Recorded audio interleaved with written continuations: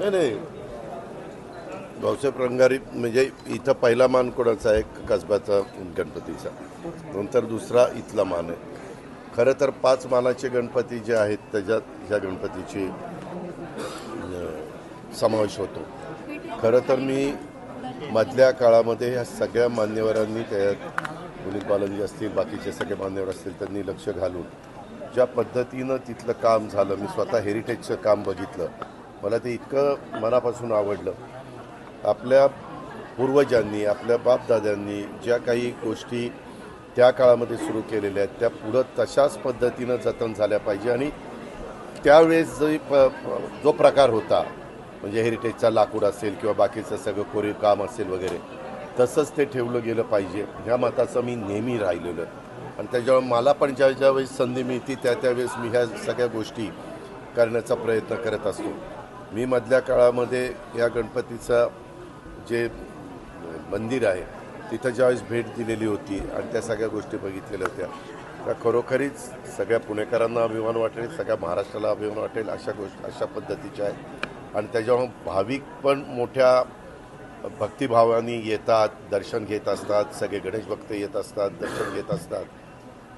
सगळं म्हणजे अख्खं पुणे आणि अख्खा महाराष्ट्र हा सगळे गणेशाच्या भक्त झालेले असतात.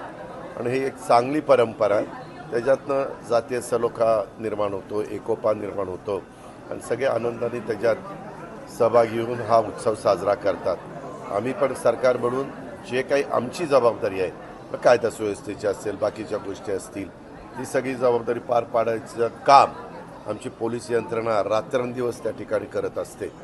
त्यांचंही ह्या निमित्तानं मला विशेष कौतुक वाटतं. दादा, तुम्ही आरती करताना हा काल्पनिक महल बघत होते, एकूणच कसं वाटलं? नाही, मला मी कुठंही गेलो तर मी फार बारकाने बघतो, कुठं जळमट आहेत का, कुठं काय आहेत का, कुठं सगळं व्यवस्थित आहे का. मला एक आवड आहे आणि तशा पद्धतीनं मी इथं आल्यानंतर ज्यावेळेस आता इथली जबाबदारी पुनीतनं स्वीकारलेली आहे, मला त्यांच्या कामाची पद्धत माहिती आहे. करायचं तर मनापासून करायचं, जीव ओतून करायचं आणि मग कशाची हायगाई पण ठेवायची नाही. जेवढं गरज असेल तिथं खर्च झाला पाहिजे, वायफळ खर्च होऊन द्यायचा नाही, परंतु कारण नसताना कुठं काटकसर पण करायची नाही. ही त्यांची कामाची पद्धत आहे, ती इथं आल्यानंतर पाहायला मिळेल. दादा, एक राजकीय प्रश्न बघा आता काय म्हणू, आता तुम्ही काय म्हणू? काश्मीरचा विषय म्हणून सुशील कुमार शिंदे असं म्हणाले की जेव्हा ते युपीए सरकारमध्ये होम मिनिस्टर होते तेव्हा ते काश्मीरमध्ये जायचे, त्यांना भीती वाटायची. कुठे जायला भीती वाटायची? काश्मीरला लाल चौकमध्ये भाषण देताना पण त्यांना भीती वाटायची. पण आताची जे सिच्युएशन आहे त्याच्यावर आपण काय? अलीकडच्या काळामध्ये सातत्याने देशाचे पंतप्रधान असतील, देशाचे गृहमंत्री असतील, देशाचे संरक्षण मंत्री असतील, जे कोणी VVIPs असतील ते काश्मीरमध्ये जात असतात, जम्मू काश्मीरला भेटी देत असतात. मधल्या काळामध्ये ज्या काही घटना घडल्या आणि त्याच्यातनं जे पुलवामा घडलं, म्हणजे काही बाबतीमध्ये समोरच्यांनी जरा वेडेवाकडे प्रकार केले, परंतु त्याच्यात बघ्याची भूमिका न घेता जो काउंटर अटॅक करण्यात आला आणि मग त्यांना कळलं की आता आपलं काही खरं नाही. आणि त्याच्यातनं देशांनी पण त्या गोष्टीचं कौतुक केलं, सगळ्या भारतीयांनी कौतुक केलं.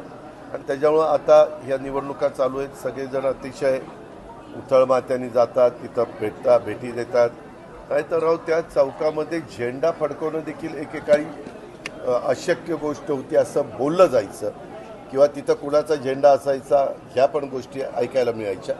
तिथं आता आपल्या भारताचा तिरंगा डौलाने फडकतो, हेच आपल्या सगळ्यांच्या दृष्टीनं अभिमान. सगळ्याच गोष्टी साजरा करतो. तिथं जे सण आपले भारतीयांचे आहेत त्या सगळ्या सणामध्ये नवरात्र असेल, गणेशोत्सव असेल, बाकीचे सगळे सण असतील, दसरा असेल, दिवाळी असेल, ख्रिसमस असेल, ईद असेल, सगळ्या प्रकारचे सण तिथं साजरे केले जातात. एक चांगली बाब आहे.